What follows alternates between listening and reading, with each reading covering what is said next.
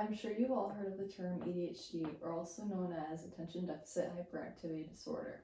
To keep it short and sweet, this can sometimes be a genetic neurological disorder that messes with the dopamine and chemical balances in your brain that interferes with development, memory, and decision making. There are many symptoms to ADHD. First, we'll talk about inattentive behaviors. Second, we'll discuss hyperactivity. And finally, I'll tell you about impulsivity.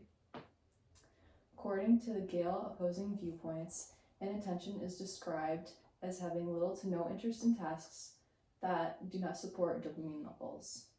This causes children and adults to really struggle focusing, whether that has to do with academics, chores, or socializing.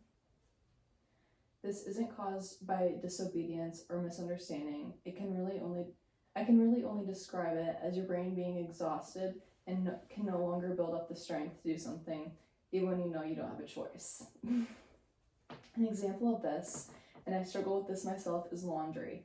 I hate putting away laundry. It's one of those chores that I just cannot stand doing. I will put it off until I no longer have any clean clothes to wear. I will come home from work and stress about all the clothes that I have to put away, but will do anything in my power, subconsciously or not, to avoid it.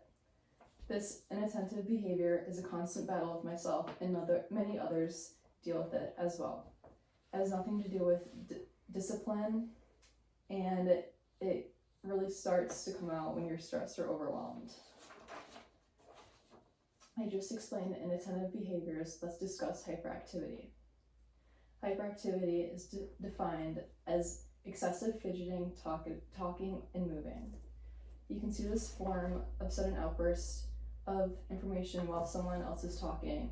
Interrupting is very common, and it's due to the ADHD person's mind running so fast they can't wait for the other person to finish talking before they forget what they're thinking about. This does not happen directly to be rude to the person that they're conversating with. Many people with ADHD fidget, and it increases/decreases depending on anxiety, stress, and stimulation levels.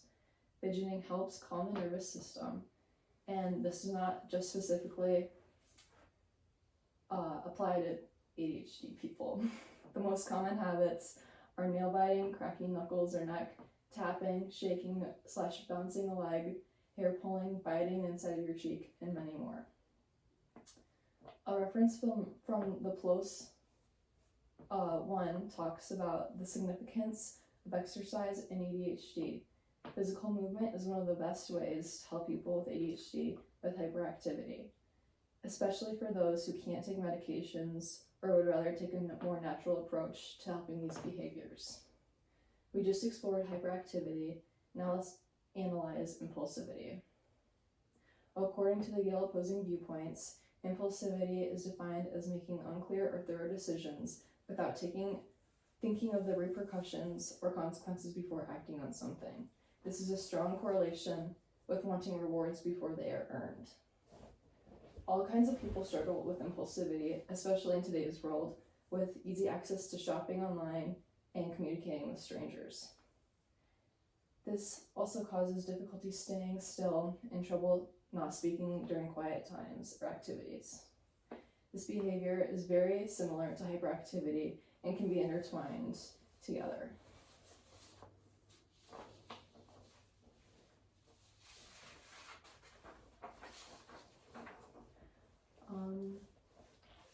A study from Gale Opposing Viewpoints online collection shows that only 2.5% of children ages 2 to 17 years old with ADHD take controlled medication that helps balance out those behaviors. Due to recent and better, more in-depth studies of ADHD medications, this number has most likely increased because of the research that doctors and scientists have made that have helped more children. It is also believed that ADHD was only something that boys could be diagnosed with. Within about the last 15 years, studies have shown that it is just as common in girls. The only difference is the ways that ADHD is expressed shown through behaviors, especially in academic settings. So first, we talked about inattentive behaviors. Second, we discussed hyperactivity. And lastly, we discussed impulsivity. There are many symptoms to ADHD.